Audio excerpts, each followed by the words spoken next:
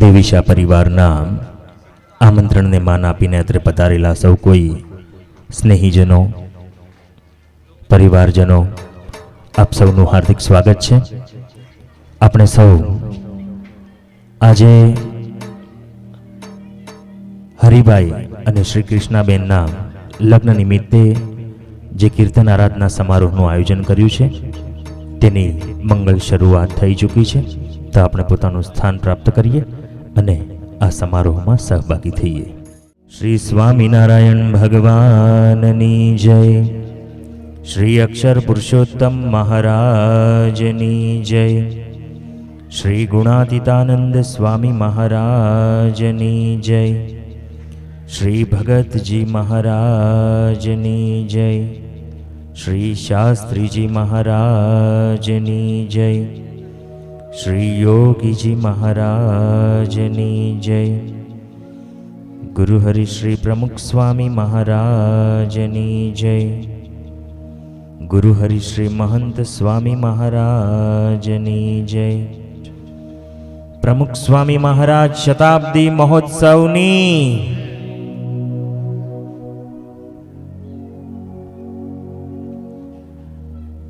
આજ મારે ઘેર આનંદનો ઉત્સવ, આજ મારે ઘેર લગ્નોત્સવ. આજથી બરાબર 15 દિવસ પહેલા દેવીશા પરિવારમાં એક મંગલ અવસર યોજાઈ ગયો. શ્રી રશ્મિબેન તથા શ્રી મુકેશભાઈ દેવીશોના વહાલ સોયા સુપુત્ર શ્રી હરિભાઈ, તેમણે શ્રી કૃષ્ણાબેન સાથે લગ્ન ગ્રંથિથી જોડાઈ અને પ્રભુતામાં પગલાં પાડ્યા.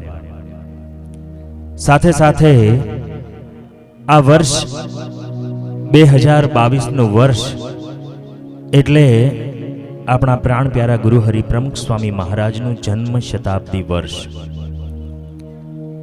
તેમના જન્મને આ વર્ષે 100 વર્ષ પૂર્ણ થતા હોય એ શતાબ્દી વર્ષ નિમિત્તે પ્રમુખ સ્વામી મહારાજના ચરણોમાં આ ભક્તિ સમારોહ દ્વારા ભક્તિ અર્પણ કરવા માટે અને સાથે સાથે શ્રી હરિભાઈ અને કૃષ્ણાબેનના લગ્ન નિમિત્તે આ કીર્તન આરાધના સમારોહનું ખૂબ સુંદર આયોજન કરવા બદલ આપણે દેવીશા પરિવારના તમામ સદસ્યોના ખૂબ ખૂબ આભારી છીએ.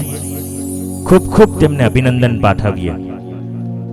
આ સમારોહની શરૂઆત પહેલા 2 શબ્દો કહેવાનું મન થાય છે કે સામાન્ય રીતે સમાજમાં લગ્નોત્સવ હોય એટલે લોકો ગરબા ગોઠવે અથવા તો ફિલ્મી ગીતો પર ડાન્સ કરતા હોય અને એક અલગ પ્રકારનું જ વાતાવરણ હોય. જ્યારે આ સમયમાં લગ્ન જેવા ઉત્સવમાં પણ એક આધ્યાત્મિકતાનો સંગમ એવો આ કીર્તન આરાધના સમારોહ એ ખરેખર એ ખૂબ શ્રેયનું કાર્ય છે. કારણ કે ફિલ્મી ગીતો અને બહારના જે નાચગાન છે તેમાં ક્ષણિક આનંદ આવે છે, પણ આજે જે અહીં પ્રભુ ભજન થશે તેનો આનંદ એ આપણને અંતિમ શ્વાસ સુધી સ્મરી આવશે. તો આવો આજના અવિસ્મરણીય ઉત્સવની શરૂઆત કરીએ. કીર્તન આરાધના સમારોહનો મંગળ પ્રારંભ કરીએ. મંગલાચરણ અને ધૂન દ્વારા અત્રે મંચસ્થ યુવકો આપણને સૌને આ કીર્તન આરાધનામાં જોડશે.